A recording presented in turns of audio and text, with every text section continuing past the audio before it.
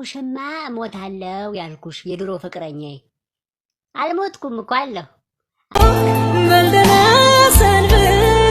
አልሞትኩም እኮ አለሁ ከአንቺ ውጭ ወደ ውጭ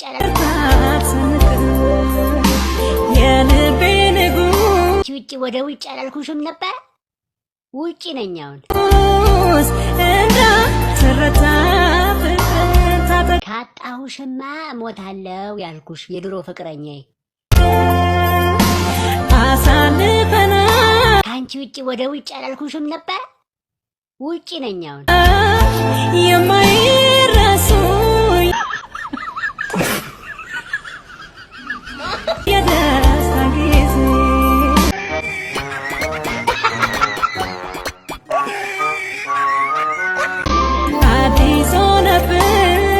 በሩ ጋር ጉልት ብሏል ማለት ነው ጋይዝ ማለት ነው።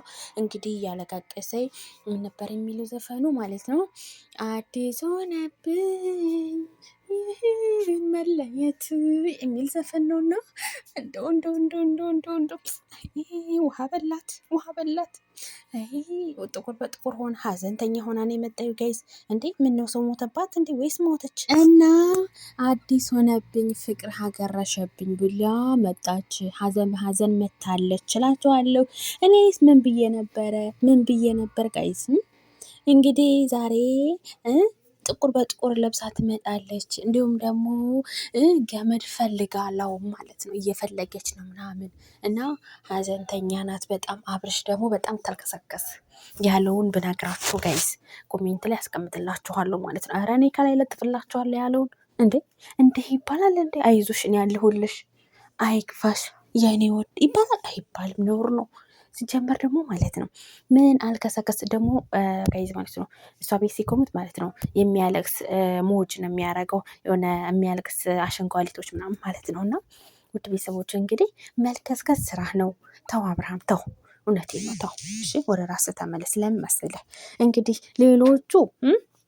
ሌሎቹ ታረቁ። እናንተስ መቼ ነው ፍቅር ሆናችሁ የምትመጡት? ሩታና አብርሽ እናንተ። እኔ እኮ እናንተን ነው የምጠብቀው።